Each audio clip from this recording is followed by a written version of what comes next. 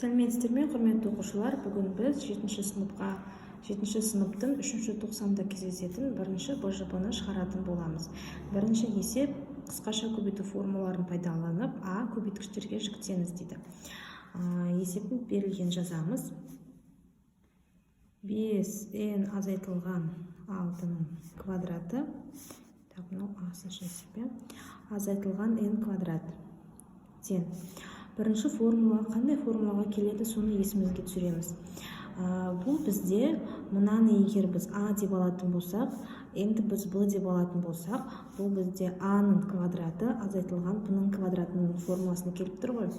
Онда бізде ол А минус Б, А плюс Б формуласына келіп тұр. Енді осыны жақшаны ашайық. Сонда 5n азайтылған 6 азайтылған n бір жақша, 5n азайтылған 6 қосылған n екінші жақша. Енді жақшаны ашат жаңа ұқсас бір мүшелерді біріктіретін болсақ, 5n азайтылған n бізде бұл 4n, азайтылған 6 көбейтілген 5n 6 қосылған n бұл 6n, 6n азайтылған 6. Бірінші есебіміздің жауабы осындай. Енді бірінші есептің Б-сын қараймыз. Кез келген n үшін біз 5n азайтылған 6 квадрат азайтылған n квадрат өрнегі 12-ге еселік екенін дәлелдеу керек. Яғни бізде осы өрнек 5n азайтылған 6-ның квадраты азайтылған n-ның квадраты 12 санына бөлінетінін дәлелдеуіміз керек. Оны қалай дәлелдейміз? Ең алдымен мына формуланы еске түсіреміз. А азайтылған b-ның квадраты қалай ашылады? Бұл формула бізде екі өрнектің айырымының квадраты деп аталады. Сонда бізде бірінші мүшенің квадраты азайтылған 2 еселенген бірінші мүше көбейтілген екінші мүше қосылған b-ның квадраты ғылып ашылады. Сонда 5n азайтылған 6-ның квадраты бізде 5n-ның квадраты азайтылған 2 еселенген 5n көбейтілген 6 қосылған 36 болып ашылады. 36, яғни 6-ның квадраты 36. Азайтылған n квадрат. Тең. Сонда бізде 5n-ның квадраты ол бізде 25n квадрат болады. 25n квадрат пен минус n квадратты азайтамыз бір-бірінен, өйткені екеуінің айнымалысы бірдей болып тұр. Ол бізде 24n квадрат болады. Азайтылған 2-ні 5-ке көбейтеміз 10, 10-ды 6-ға көбейтеміз 60.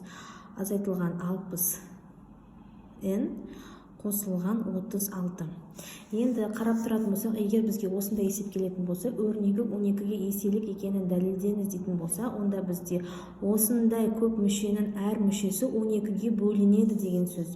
Яғни барлығын 12-ге бөлетін болсақ, тең болады. 24-ті 12-ге бөлеміз, бұл бізде 2 болады, 2. Яғни 12-ні жақшаның алдына шығарамыз.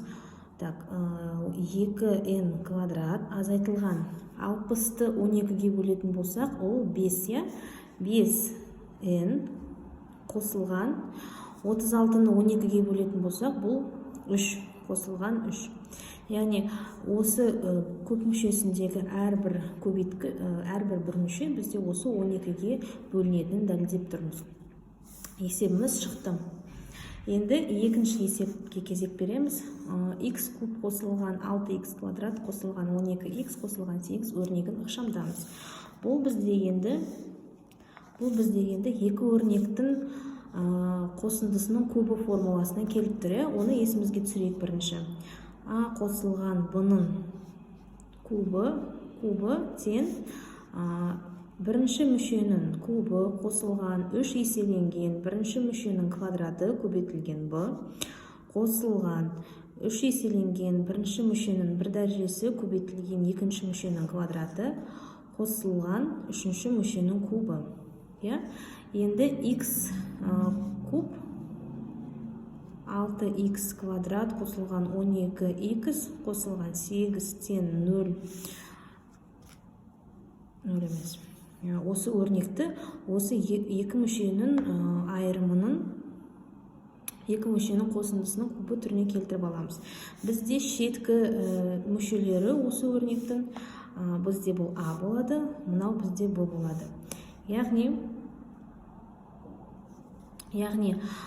x дегеніміз а болса, яғни ол x-тің кубы қосылған 3 еселенген бірінші мүшенің квадраты, яғни x-тің квадраты көбейтілген екінші мүшеге көбейтілген 8 дегеніміз 2-нің кубы болады. Көбейтілген 2 қосылған 3 еселенген бірінші мүшенің бір дәрежесі көбейтілген екінші мүшенің квадраты. 2-нің квадраты қосылған 2-нің кубы тең. Енді осыны шығарамыздан астына жаза салайын. Сонда бізде бірінші мүшеміз x болып тұр, екінші мүшеміз 2 болып тұр. Өйткені 3-ті 2-ге көбейтсек 6 болады. 3-ті 2-нің квадраты, яғни 4-ге көбейтсек бізде 12 болады. Яғни есебіміз шықты. X қосылған 3-тің кубы. 2-нің кубы. 2-нің кубы болды. Так. Келесі босыншы. X куб қосылған 6x квадрат қосылған 12x плюс 8 теңдеуін шешу керек.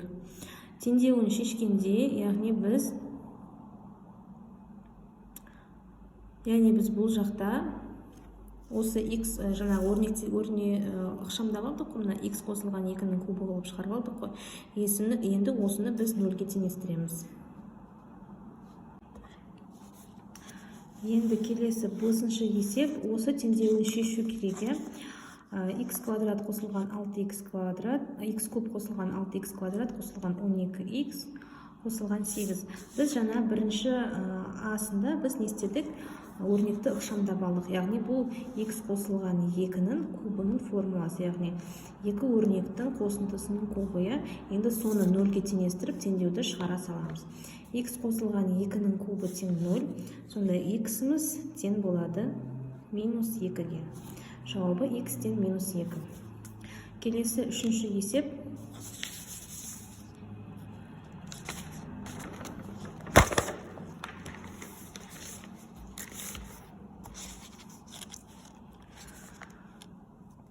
Үшінші есеп тиімді тәсілмен есептеу керек.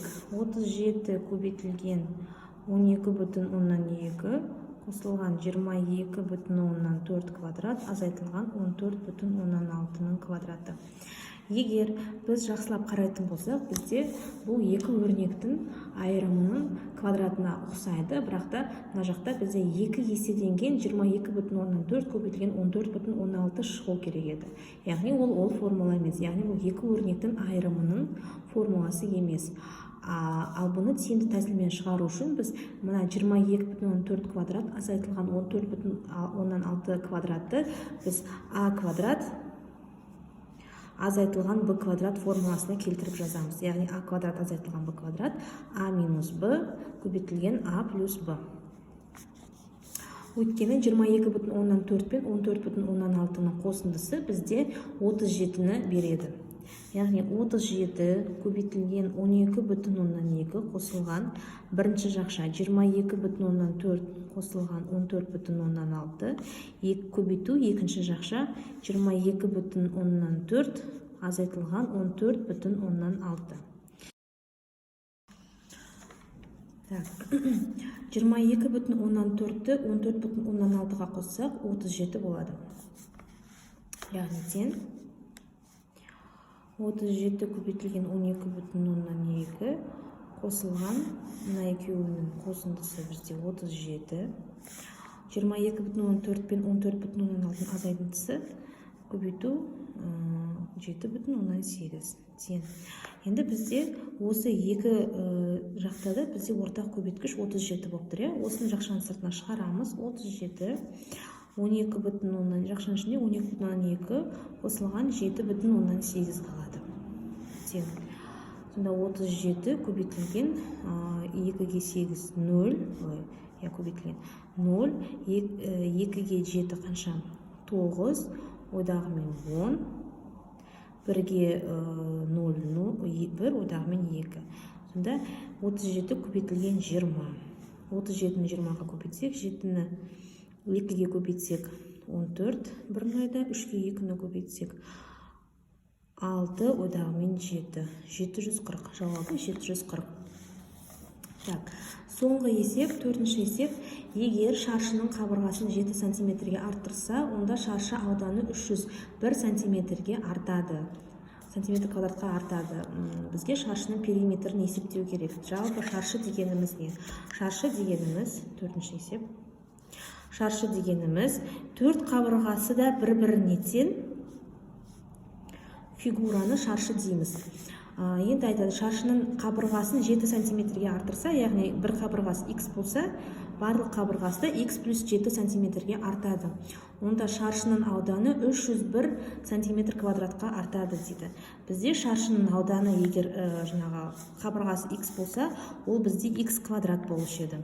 Сонда бізде 7 сантиметрге, қабырғасы 7 сантиметрге артқан шаршының ауданы S, сонда x квадрат қосылған 301-ге тең болады. Енді бір-біріне теңестірейік. X квадрат, бізде мынау x квадратымыз, бізде бұл x қосылған 7. Сонда x қосылған 7-нің квадраты тең x квадрат қосылған 301 сантиметр. Яғни біз не істедік? Шаршының ауданының формуласын таптық. Бізде шаршының ауданының формуласы x квадрат, яғни екі қабырғасын бір-біріне тең. Бізде бір қабырғасы x бүтін оннан 7 сантиметрге артты. Сонда x қосылған 7-нің квадраты болады, x квадрат болғандықтан. Мына жақта шаршының артқан кездегі ауданы бізде x квадрат қосылған 301 болады. Енді осы теңдеуді бір-біріне теңестіріп шығарамыз. Мынаны алдындағы a қосылған b-ның квадратын формуласына келтіріп ашып аламыз. Сонда x квадрат қосылған 2 еселенген x көбейтілген 7 қосылған қанша? 49 тең x квадрат қосылған 301. Теңдеудің екі жағында да таңбалары бірдей, және де дәрежесі және де негізі бірдей сандар, яғни бірдей айнымалылар қысқарып кетеді. X квадрат пен x квадрат қысқарып кетеді. Сонда 2 көбейтілген 7 бұл 14x тең 301 өзі қалады. 49-ды теңдеудің екінші жағына шығарамыз.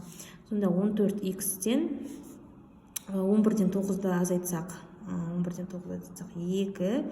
9-дан 4-ді азайтсақ 5, 252.